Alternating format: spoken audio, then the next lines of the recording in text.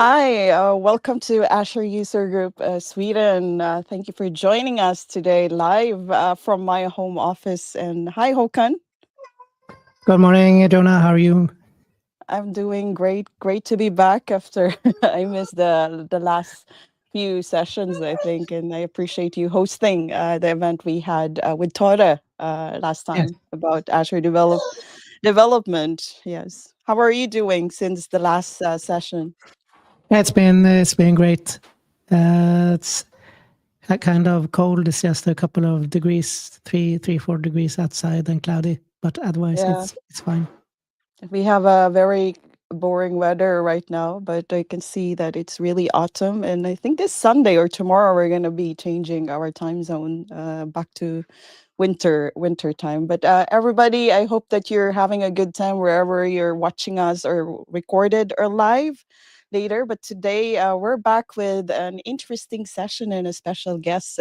Previous speaker that we had earlier in the past events, and he's coming back, Kimberg, with us today. But before we start, let me do a proper introduction also, since we usually do that for those that are first time. So let me introduce my co-leader, Håkan Silvernagel. He is Microsoft MVP for AI. He works as an AI expert and consultant at Sopra Steria in Norway, and he is also the organizer and one of the community leaders of the school like AI 42 and AI community in Oslo, as well as the Norwegian.net user group. And it's an honor to collaborate with Håkan in Azure User Group Sweden every time we host this. Thank you so much, Jonah. And it's my pleasure here to introduce Jonah Anderson. She's the founder of our user group, and she's also an MVP in Azure. She's a Microsoft certified trainer and the Microsoft certified trainer community lead. She's also a public speaker and a podcast host and an author of the book Learning Microsoft Azure on O'Reilly. And in her daily job, she works as a senior Azure consultant at Solidify. Yes, thank you, Håkan. And I want to show my T-shirt today because it's a T-shirt that I advocate include everyone. It was actually Scott Hanselman that inspired me to buy this T-shirt. So it's really good to also represent that, include everyone in a way that's part of our purpose. Also at Azure User Group Sweden, we don't exclude speakers and audience in this community. We welcome everybody, regardless if you're an MVP or not, a first-time speaker. And I think Kim is one example of us welcoming and including him. It's the second time he's coming back. But before we start, should we go ahead and share our code of conduct, Håkan? Yes, let's do Do that. that. All right. Before we kick off, we would like to remind everybody of our code of conduct at Azure User Group Sweden. We expect everyone to be nice and friendly, respectful, and inclusive with your interaction with us in the live stream, and even in our after session fika or Zoom meetings after today. And if you have questions about our code of conduct, feel free to reach out to me and Håkan. And we will be also having fika here after. So it's kind of like a routine that freely or voluntarily, you can join us in a Zoom meeting with us, the speaker, if we run out of time and if you have further questions to the speaker related to the topic that we have today. All right. It's time to introduce our guest, Håkan. Yes, so we were happy here to say welcome back to Kim Berg. So let us add him here to our session. Welcome, Kim. Hello. Hi, Kim. Yes, We just got a little bit, message here that says yeah. legends on one frame. That's good. Yeah, let's introduce Kim. Yeah, so introduction here for those who are not familiar with Kim. So Kim Berg is the CTO for data and AI at Society Sweden, and he's also a Microsoft MVP for both AI and IoT technologies. And he is an Azure-focused solution architect that loves to design innovative solutions, and he likes spreading the knowledge he gained by speaking at public conferences and mentoring. So we're very happy to have you back, Kim. Yeah, Yes. thank you for having me. It's an honor to have you. I know that you're a double Microsoft MVP, right? You're MVP, Microsoft MVP for 2 categories. Exactly. Which my Yes. session will cover both of them today. That's great. That's awesome. Second time around, 2 categories. And I like your background photo, by the way. It's like the guy with the cloud. It reminds me also of your Friday, Fancy Friday that you post on LinkedIn. So it's not Friday today, it's Saturday. But can you tell us more about your Fancy Friday? I like sharing that you usually do. Yeah, sure. No, I mean, it's been a really long-running tradition. It actually started with a colleague of mine, like, what is it now, like 13 years ago or something. So every Friday, no matter what, I dress up like in a full suit. So it's Fancy Friday because we don't have any dress policy for the company that I work for. So usually it's quite casual the other days, but on Fridays, it's Fancy Friday. I like that. I like that. I remember I used to work that it's like dress down Friday, but you kind of like do the The opposite, yeah. irony of that. That's amazing. Do you have any fancy Fridays also, Håkan? At No, Storpress area? No, I think we are all casual. Yeah, I think me too.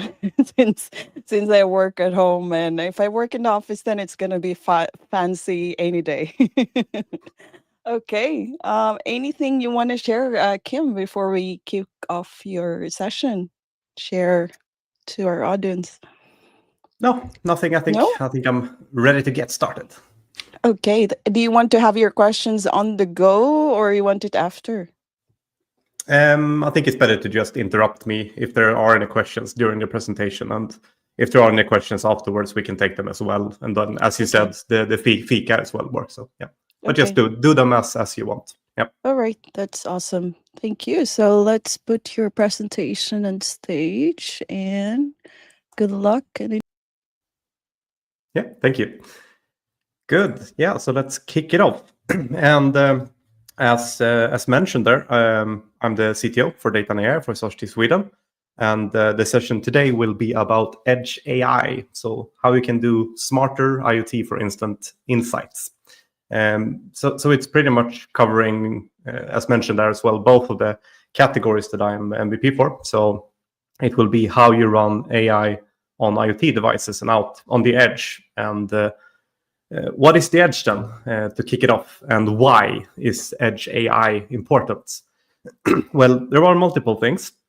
First off, I mean, in a lot of cases, you might need to have real-time decision making. So it could be, for example, if you run things in a factory. In a lot of cases, there you can't have any latency. It needs to act right away when something happens. And that is a reason to going Edge AI. So real-time decision making is one of them. So yeah, the other thing is you might need some enhanced privacy and security, meaning that you might want to keep all the data local to where it's actually being produced. You don't want to push it, for example, to cloud or things like that. So you want to keep it where it's being produced out at, again, if we take the example of factories, out on the machine level, where it could be a security camera or whatever, but where the data is being produced, you want to keep it there. And yeah, so the perimeter is out on your local parts. Another thing is you might have reduced bandwidth. So in a lot of examples, you don't have really good connectivity. It could be, what can we say, down in a mine or something, or in areas where, you don't have any good connectivity. Could be a thing as well. And also cost. So I mean, running things locally can, in a lot of cases, be a lot cheaper than running it in cloud, for example. So that could be also an option why you want to look at Edge AI. And of course, the reliability part, specifically in remote settings.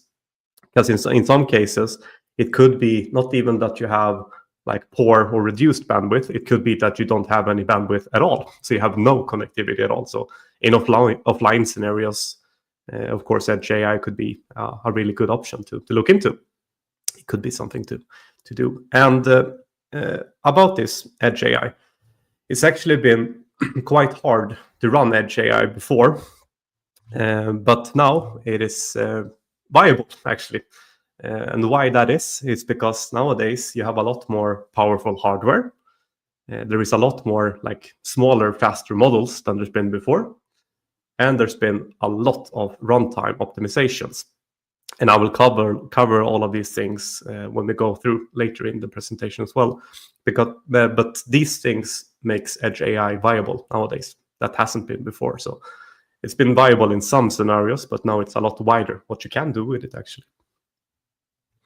And before we kick off, I just want to do a little bit of a introduction about who I am, a bit more on a personal level. I'd like to do that. So, yeah, in my spare time, I really love to dance. So I have dance practice 4 times a week, and also I do a lot of like different outdoor activities. So I do a lot of hiking, camping, fishing, that sort of thing, skiing also. And I have a little bit over a decade in the tech industry. I don't know exactly how long it is now. But as mentioned with Fancy Friday, I think it's like 13, 14 years, something like that. And the last around 9 years, I've been focusing on clouds. I was a quite early adopter of going into Azure, actually utilizing Azure. I'm also part of the Microsoft Responsible AI Innovation Center in Sweden. And as mentioned, and as this is, I do quite a lot of public speaking, and I contribute quite a lot to open source, both Microsoft MIT licensed open source and other kind of open source as well. And the code that I will show you today is something that I have published on my GitHub. So if you want to run and test the demos by yourself in the end, I will give the link in the end of the presentation. But because of those 2 last things, the public speaking contributions and that sort of thing, as mentioned before, I'm a Microsoft MVP within AI and IoT. So to start it off then, you can look at a little bit on the AI development fundamentals. So how do you get started and how do you work with AI? It's a little bit more targeted into the generative AI parts, but you can do the same sort of thing and it change a few things going into more of the machine learning, so other areas of AI as well. But it's a little bit more into the generative AI. But I will cover both generative AI and some machine learning vision things later on in the presentation as well. But how you usually get started when it comes to AI development then? Usually, the first thing you look at is to try to pick the correct model for what you're trying to do. And that can be quite a hard task to do because first off, there is a lot of models nowadays. But actually picking the right one should be usually the first step that you look into. So, for example, if you need to do something edge AI wise, it could be that you need to look into having first off like an SLM or some kind of language model, and you might need to have some sort of like vision specific thing, or it could be an embedding model to be able to run RAG or that sort of thing as well. So yeah, looking into what kind of model you need first. And second off, usually you don't get everything that you need out of the box with these models. So in a lot of cases, you need to customize it. So it could be that you need to fine-tune it or those sort of things with the model afterwards as well. And the third step is usually that you need to add knowledge or some sort of tool that can be used with this as well. So for example, you might need to make your agents or whatever you're building able to communicate with other things or connect to different things.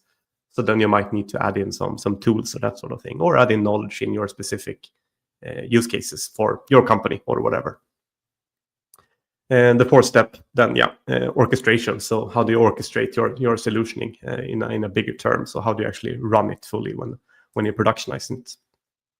And the last 2 parts are quite connected to each other, but trust. I mean, you need to evaluate and see how your actual solution performs and how it behaves when you do things.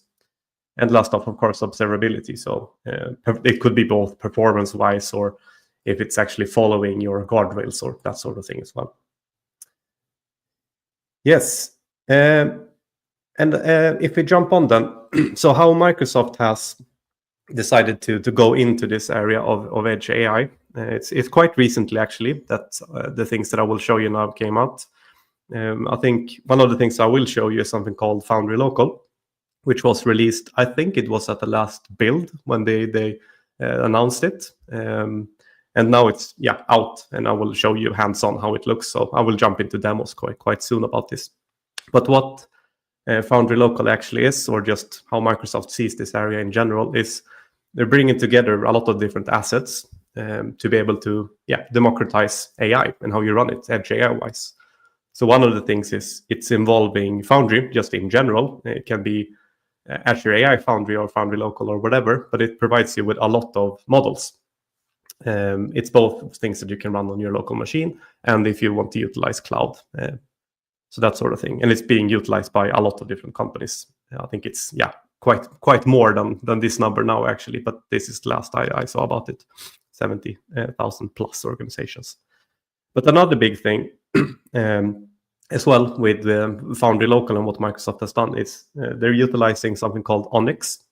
And it's a way of using, so you can run your models in a lot of different scenarios. So no matter if you have CPU, GPU, NPU, or whatever on your actual Silica that you're running it on, it makes it possible to run it. So it's like a cross-platform on-device inferencing service.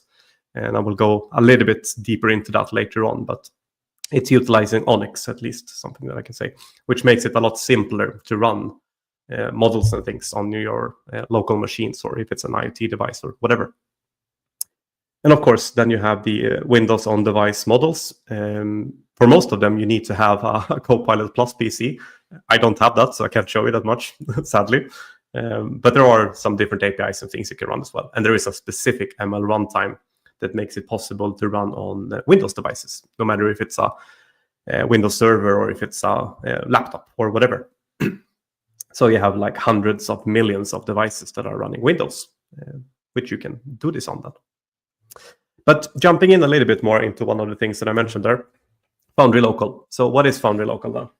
Well, it is connected to Azure AI Foundry, so you can utilize a lot of the models there. But specifically more, you can utilize a lot smaller models. So the Foundry Local models are similar ones as like the Phi models. You have a lot of different like open source Hugging Face ones as well that you can utilize. And I will show a list of what's available when you run it locally. But it also has like a management service, which pretty much controls and helps you run the models. So how you actually perform the inference on your machine, it handles that for you quite a lot. And of course, as I said there, the Onyx runtime, which makes it possible to run it on whatever kind of Silica you have below on the actual computer or server or whatever it is. And on top of that, you have some different tooling. So there is a CLI, an SDK to work with this as well. And you have an SDK for the management service as well. So I can start off jumping into some actual code here then. And if we start off, how do you actually start running this then? Well, to install it, it's just like one line that you run. So it's like vim get foundry. So it's a really, really simple install. And when you have installed it, you can check here. So foundry model list. When you run this command, it will show you the models that are available for your specific Silica.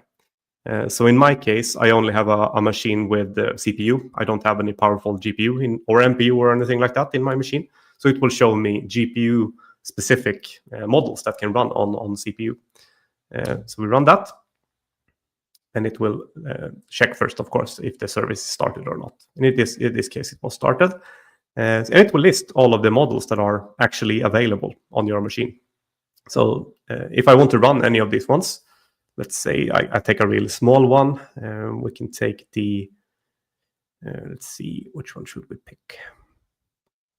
We can do the 5 for mini reasoning. The only thing you need to do is Foundry model run, and then you specify what model you want to run. Nothing more than that. And it will actually download that model if you don't have it downloaded. I didn't have this specific one apparently downloaded. So it will do that. And let's see.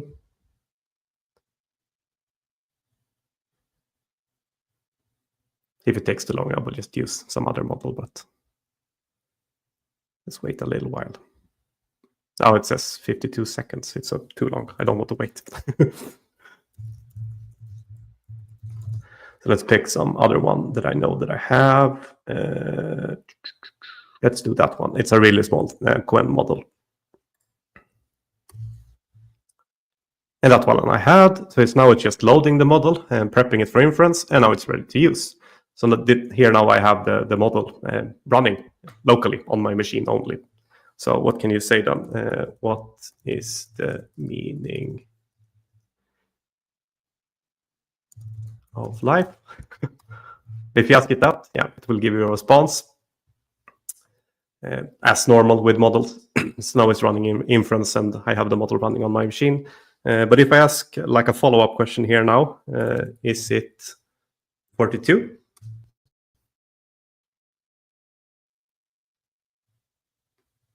It actually answered now, but usually it doesn't. But yeah, it was supposed to be a joke if you have seen the Hitchhiker's Guide to the Galaxy. But the thing is, this can't act as a chat that you're used to, because the model is only running inference, so you can use it, but it don't know the question I asked before, or it can't keep track of the history and that sort of thing. It has none of that kind of functionality. So you need to add on that yourself, and I will show you some different examples on how you can do that afterwards. But that's pretty much it. That's how simple you can get started with Foundry Local. So it's one line to install it, and then you just pick it up, decide what model you want to run or that sort of thing. And you also have the management service, which I will show you again in some other use cases where that comes into play. So it keeps track of what you have running in the inference or not. But let's shut that down. But another part where you can actually get started with Foundry Local, there is something called the AI Dev Gallery. You can just download this in the Windows store. So yeah, the regular store where you can find apps. And this is like a dev gallery where you can get started with some different samples on how you can start out with Edge AI on Windows, pretty much. And here again, you have a model select part, and it separates it into like language, multimodal, generative, la la la. And if you pick these ones, you can just download them here, and it will download it to your machine, so you can run it on it. But also it has a lot of different samples. So if we just take a sample like this, pretty simple. Again, if it goes into how I showed you before, how you usually do it, you start off, you pick the model. And in this case, I can pick it either from Windows AI APIs. I don't have that, as I don't have a Copilot Plus PC, you remember. But you can pick Foundry Local, custom models, Open API, different sort of thing. Open AI, I mean. But here, if we pick like, let's take... Yeah, we can already do the model that is loaded up there. But here, you see, it's a regular chat on how we can use that. But the thing is, you can also take it so you can get it into source code. So there is like a GitHub repository behind all of this. So you can take this as a sample and build on your own things if you want to. Or you can export it into Visual Studio and that sort of thing as well. So there is a lot of different options here. Quite a lot of these options are actually based on the Windows APIs, as I said there, which most of them require that you actually have, let's see if we take something like this, for example, it requires that you have the Windows AI APIs available, which means that you need to have a Copilot Plus PC. So some of the cases you can't actually run if you don't have that. But most of them you can actually do, so text-based ones or whatever you want to do, code, generate or explain code or that sort of thing.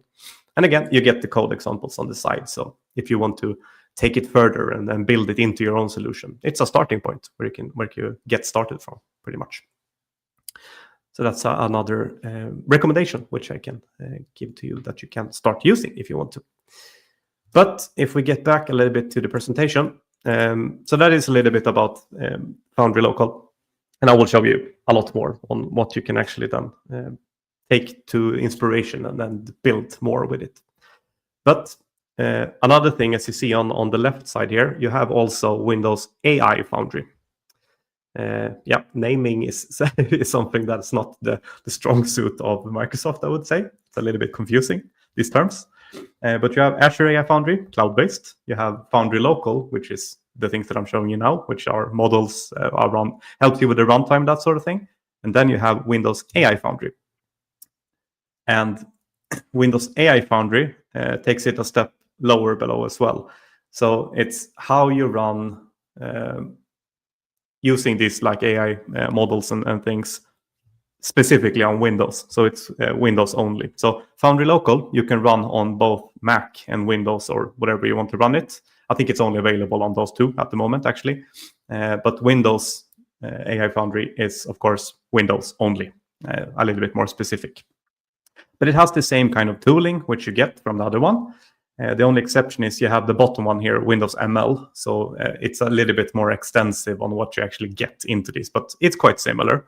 Again, it helps you to run it, whatever kind of silica you have, that sort of thing. But again, we do another deep dive into this kind of service then. So what you actually have is these different things.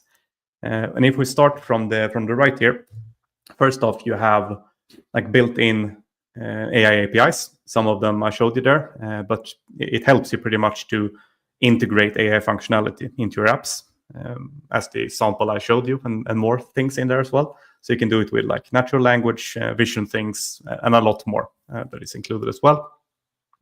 But in quite a lot of use cases, it's not enough with that. So you need to customize some parts. And one of the things that you can do is something called LoRa for PhiSilica, and it's like a low rank adapter that you can add on context or how you want your models to behave. So it's like a fine-tuning. It's a way of fine-tuning your model. I can show you a little bit more on how you actually do it as well. And then there's parts for knowledge retrieval. So yeah, semantic search APIs that powers that. So you have different kinds of knowledge retrieval. Again, and the last part here on the left, you have the models. So in a lot of cases, the customization won't meet all the needs. So in some cases, you need to add in more models. So you have a quite extensive model catalog, and you have Foundry Local as well. So there is different parts on how you can fetch it in. And the model catalog makes you able to run a lot of open source models. That's not only in the Foundry Local parts. So like Hugging Face and different kinds of things as well. And you can adapt them and get them running on your machine. It helps you with that as well. And in the bottom here, we have the foundation pretty much. So Windows ML, it supports the execution of all the AI models. So everything from CPU to GPU to NPU, it helps you run that as well. And if we go in a little bit deeper to the Windows, like the customization part that I mentioned there. So the low rank adapter that you have, it could be in this example, as you see, if you want to add in like a brand voice. So you want it to sound like your company specifically. So how you talk about things like acronyms or whatever, you can add that in with that. And it's a really like small way of fine tuning the model. So you add in a little bit more context to the model so it understands it all the time. But in some cases, you might need to add in like specific domain knowledge. So domain specific knowledge like industrial things or some kind of technical terms or whatever. And then you can do a combination of either LoRa. For some cases, it can be the right way to go. And in some cases, it might be that you need to add in some kind of knowledge retrieval. But you're able to do it both other ways. And in the last one here, if you want it to answer things based on your own like documentation or your own content, yeah, then you will go with the knowledge retrieval part, of course. And the knowledge retrieval part, it pretty much looks like this. So it's quite standard. You have some kind of knowledge base. When it asks a query, it will search for the relevant knowledge that it gets, and then it will match it, the top matching context, and it will add the user query with that sort of context to the machine learning model. So the LLM or SLM or whatever you're running it with, it will add that context into it and then give you a reply based on your documentation or whatever it might be. But if you cover both of these things that I covered now, that I talked about, so first off, we can go into the LoRa part, so the low rank adapter. And if we check that out, a really good thing where I like to start if I go into VS Code when I build these sort of things locally, it's the AI toolkit that is available in VS Code. It's really, really good, I think, to start running edge AI parts and if you want to develop and do things on your own machine. So if you go into the AI toolkit, you see here, first off, as with all things I said, you start off with a model. And the models you have available here, you can both do things from GitHub, So I have one model running from there with my GitHub account. I also have Azure AI Foundry connected here, which makes it possible to do it. But for this sort of demos that we're doing now, of course, I want to run it with Foundry Local. So these are all the Foundry Local models I have downloaded and able to run from my machine. But the part that we talked about there, then LoRa. So if you go into the low rank adapter part, there is a fine-tuning tab here in the model tools. So if you go into that one, the first thing you do is just you create a project. And the project is just where will it be running from? And you give it a name, nothing more than that. And it will create this for you pretty much. So like a folder structure with the LoRa parts and some soft prompting and that sort of thing. But what you actually do then is you go in here, and there are two different templates what you can use. So it's either the LoRa part, so you can adapt the models with small trainable layers. So it's like you add in different layers into it to add in, as the example, your brand voice or something like that. And how simple that is, pretty much. I won't run this because it takes a lot of time. But how it looks like, that sample is, you add in a run name, what you want to call it, the model that you will do it on. For this one, I had a Phi Silica specifically selected.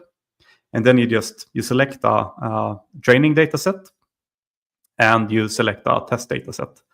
And this is pretty much how you want it to behave. So this one is just an example how it could look. And it explains some more what you do. But it's what you will actually do the fine-tuning with. So the training and test data sets. And you pick some more options. Like how many samples do you want to run? And a lot of different other options as well, when you want it to drop off and that sort of thing as well. And it explains that for you if you look at all the different settings. But when you've added all of that, you pretty much just run it. You can run it with cloud or you can run it locally as well, but it usually goes a lot faster if you do it with cloud. But I won't do that in this example, but that's pretty much how you do that, how you add it on. Nothing more than that. And the other part, and for that, I will actually jump over to another repo, which is the one that I will share with you in the end as well. So I have this repo called AI on the Edge. And it's pretty much just a bunch of different demo cases that you can run and test for yourself. And one of them, as we see here, it's an Edge AI RAG document search, which is the other part that we talked about there. So how can you actually run like knowledge retrieval with your own documents? And the simplest way to just get started and run all of these demos, I have like a startup script for it. So I'll just start all the demos up at once. Let's see if my computer handles this now. I hope so.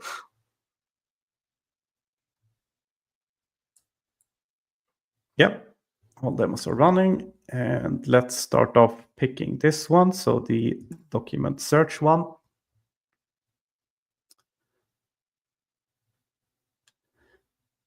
I'm just going to move screens.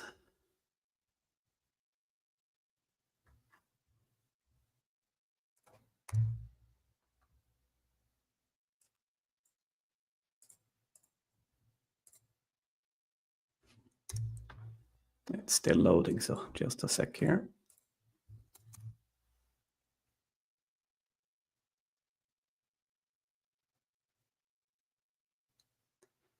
Well, I can start all of them up at once instead.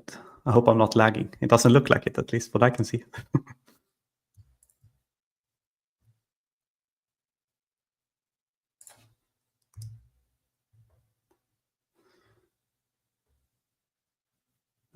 Doesn't seem like it's actually starting now because I said so. But let's start anyway, some of the other ones instead and just look at it, what it looks like. So we can take this one then instead as the first example.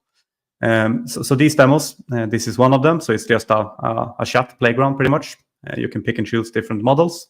So if you want to load some of the models, you just initialize them first. Where is that small one that I showed before? There it is, the lightweight model. So you pretty much just pick a model. And it will initialize it. There we are. And then it's ready to use here. So then you can chat with it. And now it can actually understand the question before because it keeps that in context all the time. Let's see if we can get the other one up then. If it's up now. It's always like it is, right? When you run demos, something probably failed. No, now it started. It was maybe just slow. But this is like the RAG case that we have done. So how you can add in some your own knowledge into the model instead. Because the other one with the chat playground, it's just a basic model. It doesn't understand your context. So we can just do this to give you that example and show you the difference. If we go to the first one here. So this one, if we pick the same model that we had there, and then, I mean, it doesn't matter. This is just open models. But in this case, the difference is here you pretty much pick a document you want to upload, and it will chunk that down for you using, as you see here, this is the embedding model that I'm running at the moment. You can pick different ones, but the demo is specifically running it with this model, the embedding model. So if we upload the document, let's see here. I think I have some in this demo folder, and it's on there, here. And we can pick, like a RAG guide then. It's just a text document. So if we do it with this one, so it will upload and embed that document. So upload and process. Yep, it created 34 chunks. Oh, I accidentally clicked it twice. But you see here, so it actually added that document in. So you have one document with 34 different chunks with 928 different words. And in this example, then if I want to, I can pick and change the model. Again, to not completely ruin my computer, because I don't have that powerful a computer, I switch to a smaller model. So the Gwen one, and you can see here, it will actually look and see that it's running and that sort of thing as well for validation. And then if I, for example, want to summarize, so summarize it into like the different key points that is available in the document. So I can do that here.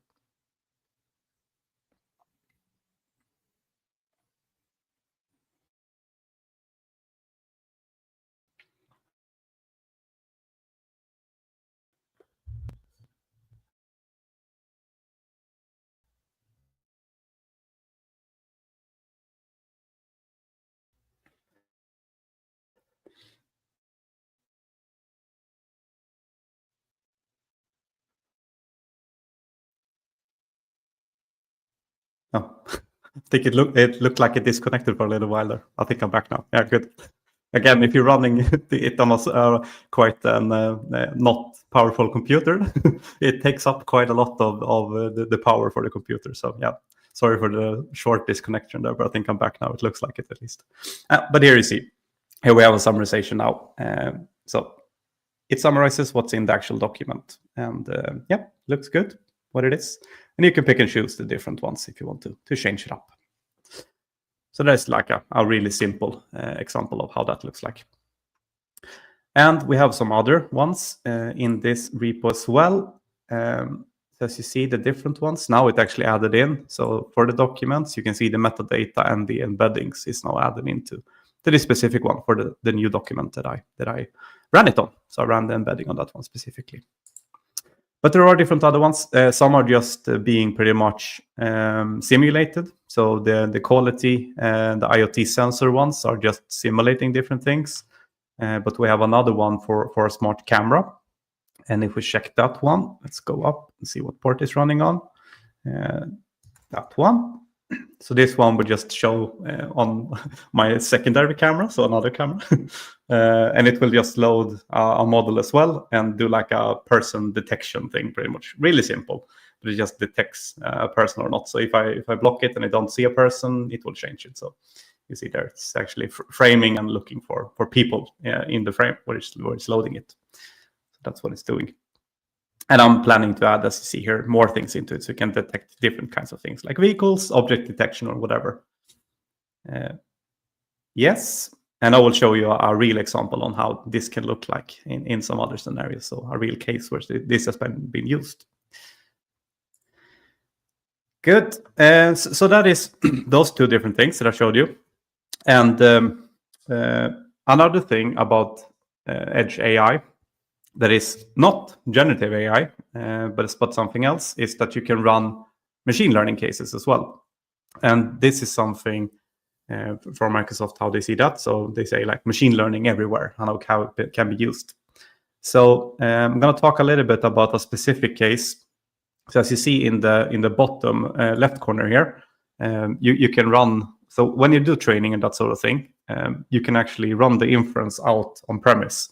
So if it is on like an Azure Arc connected cluster or just a Kubernetes cluster or whatever, it makes it possible to run it out on the edge. And again, then you train it and utilize the power that you have cloud-wise for actually training the model, and then you can run the inference out. And I have a good example on where I've been part of doing that as well. So I can cover that case a little bit. And it is together with Husqvarna that I've done a case. So this specific problem, what we targeted was that we looked at the casting process. So in some cases, when you do casting, there might be some air gaps inside the metals. And the thing is, in a lot of cases, you can't see this, like the air bubbles or the air gaps inside the metal, because it's like encapsulated with other things, which means that you won't find it perhaps. Before, how it looked like, it was manual inspections, so manual quality checks pretty much. It happened quite late in the process as well. So at that process, it wasn't. You weren't able to remelt the part, so it got scrapped pretty much. That was the result of it. And there is a lot in a lot of different parts where this is being done as well. So it was a really useful case to look at from their side. And in this case, actually, we have to run the evaluations quite quickly. So the full evaluations, it looks at 6 to 8 different angles, needs to be run within 30 seconds. That's the first part of it. And you need to be able to run it on 8 different machines, running it in parallel, and with a 95% precision and 65% recall, which means this is a really good case to utilize Edge AI, because it needs to be processed really quickly. So for example, if you would have done this with cloud instead, like fully cloud, it means that it needs to send up like 6 to 8 different like API calls based on that. So that can take too much time. So the latest part would come in this case. But how this looks then, you have a camera out, and it actually looks at, like, first off, it takes the raw image. It locates like the area where it will look for specific things. And then it will do a detection. And as you see in this specific picture in the detection, it has found air bubbles within it. And how you can do that in this case as well is because it is actually done a hole, so some sort of drilling in it. And in those cases, the air bubbles come up from the casting, so it makes it like visible. And so it runs this full evaluation in 30 seconds, 6 to 8 different angles. And this is being run on the edge. So it is like hardware out in the factory. So we train the model in cloud, and then we run the inference model out in the actual factory. That's how it looks. And we're actively productionizing this at the moment, so it's not fully out yet. But hopefully, I can talk more about it quite soon and show you some real examples when we're actually running the evaluation, that sort of thing. But this is something we're looking at the moment. Another thing that I've done, I won't mention any name about this client, but we've actually done like it's a security, so a vision detection that is being run out in a warehouse, which is it's looking for both forklifts and people, and where there is like a collision risk. So I'm going to run this. This is a video, so I'll just be quiet for a little while and run this demo.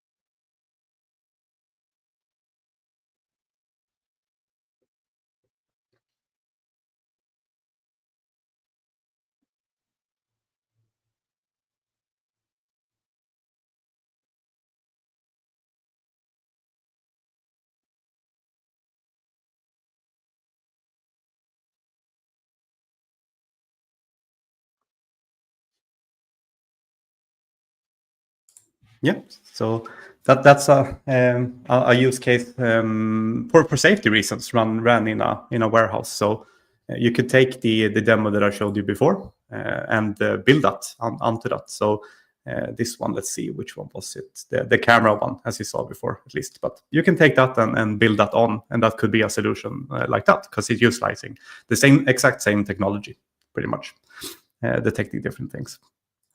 But another one that I will show you as well is when you can utilize it on some other, because this example that I showed you now, the last one, it's being run then on a local compute out in the warehouse. So again, no cloud connection at all. It's just being run completely out in the factory, utilizing these things. And another case, which I'll show you, just another video, the last one, I promise.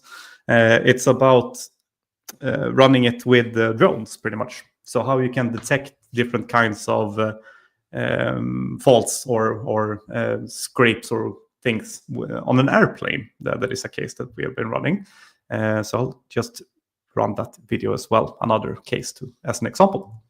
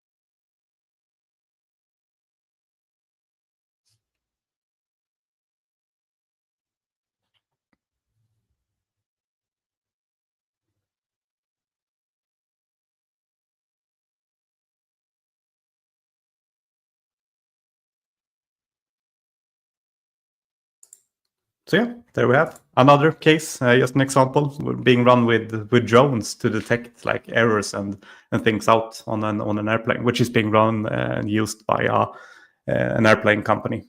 Again, I can't I can't talk about which one it is, but it's one of the bigger airplanes manufacturers actually that it has been run with. So with that, again, I have these different AI on the edge examples, which you can run on as a repo. I'll give you the link now shortly, but it's pretty much, you can run this out by yourself. The only thing you need, and it explains that quite extensively for you. I'm just going to shut this off so it's not taking up any of my computer things. But yeah, it explains quite extensively exactly how you run the demos and that sort of thing as well. And the startup script helps you get started really quickly to test this out. So feel free to clone this out and do whatever you want with it by yourself, pretty much. And I'll give you that link here. So my GitHub handle is quite simple, Kim, and then a dash, and then Berry, so my name. And if you go in there and check, it's the repo called AI on the Edge, same as this session. So clone that down and then check it out if you want to. But again, so if you have any questions, we can take them now. I didn't have anything more that I was planning to cover. So is there something more that you want to look at, or any questions? Please feel free to ask them.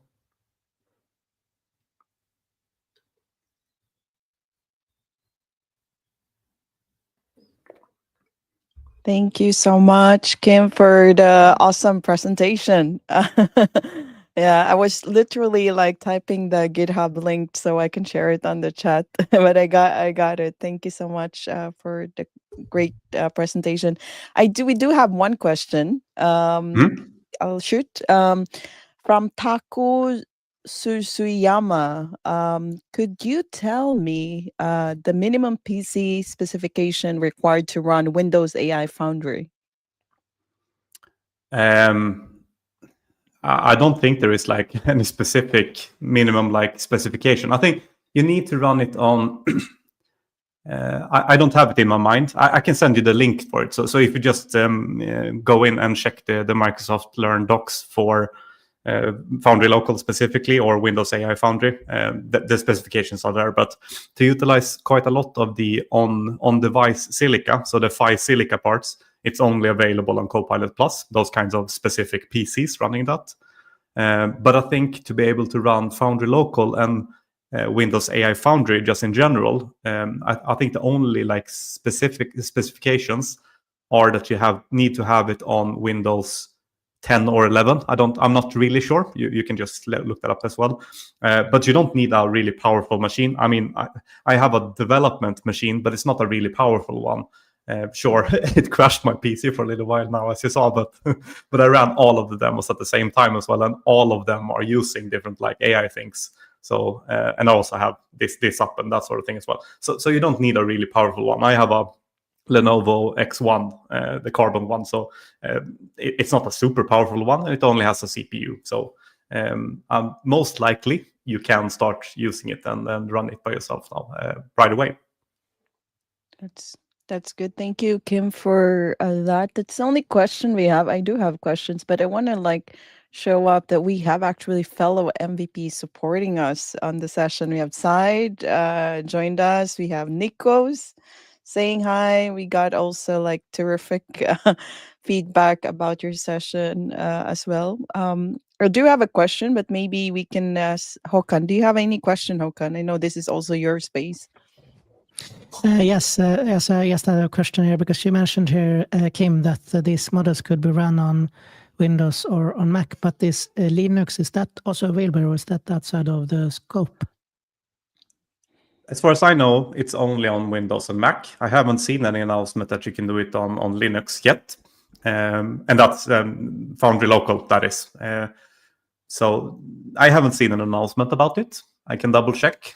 We can check it afterwards. I'm not sure. But the last thing I saw at least was Windows and Mac. Okay, that's good. I think we lost Håkan. I see. Oh, back. You're back, Håkan. Thank you. Okay, great. Go ahead, Håkan.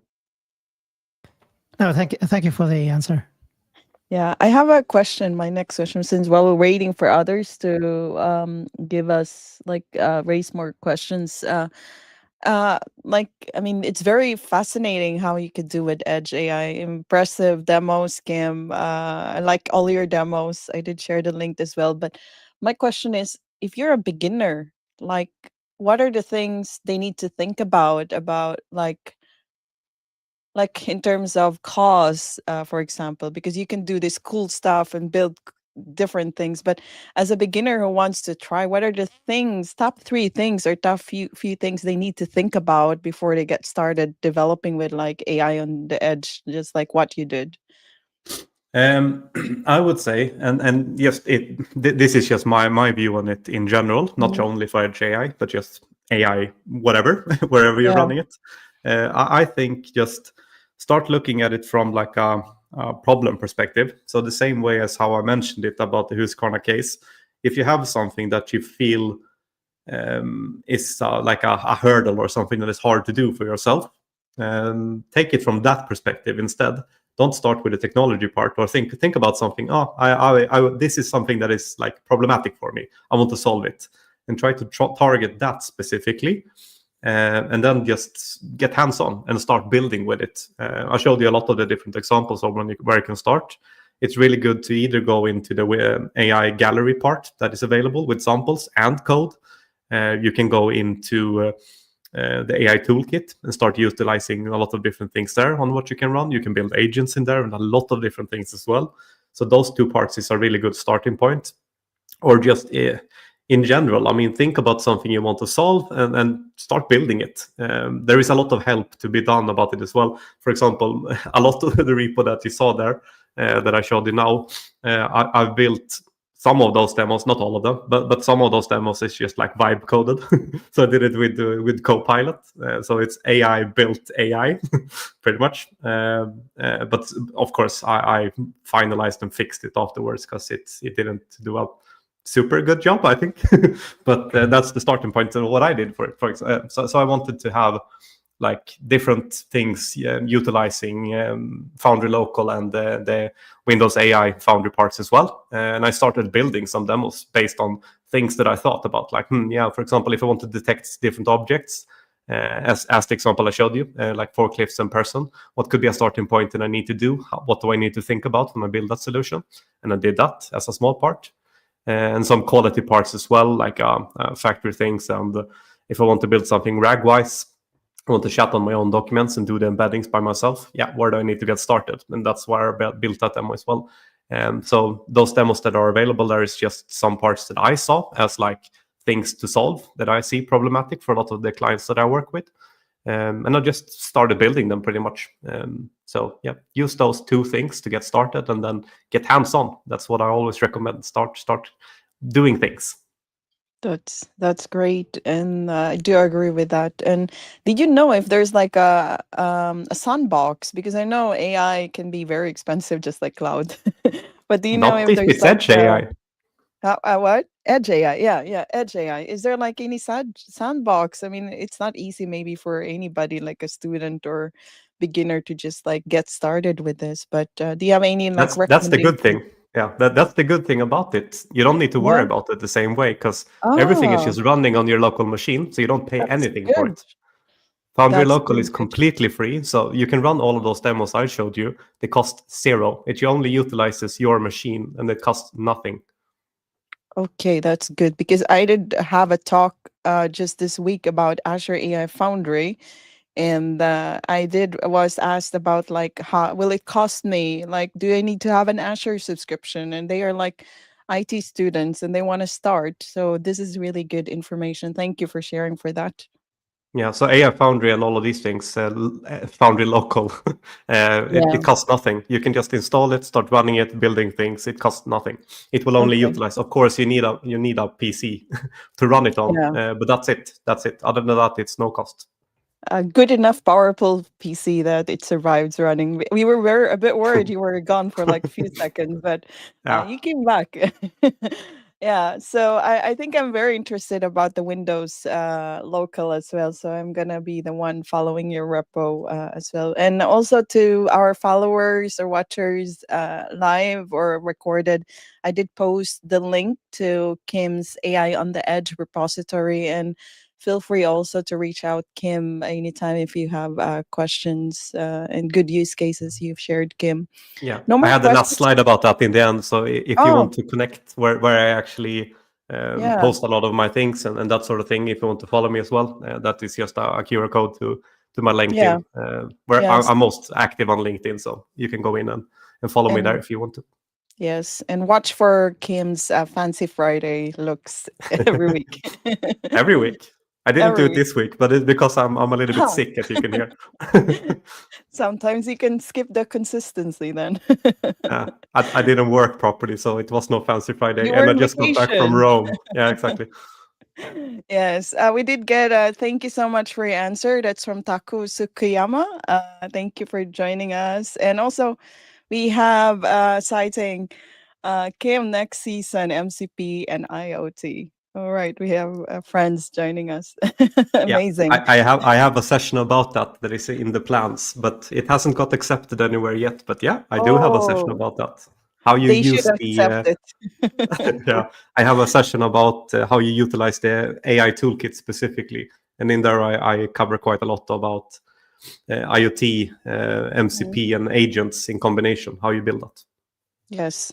Can I ask you to contribute in my book, Kim? I'm actually in the process of working on second edition, so maybe you and Håkan can also contribute into the AI chapter. I think that's a big chapter. Is going to be that would be awesome. Your expertise would be valuable as well. Yeah, sure thing.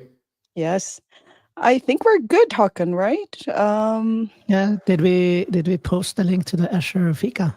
Yeah, to friends or attendees who wants to join us, Kim, us will be on Zoom meeting for 15-20 minutes if you have spare time, if you have more questions or you just want to hang out with us with your favorite drink, coffee, tea, or water, and we will continue our discussion there.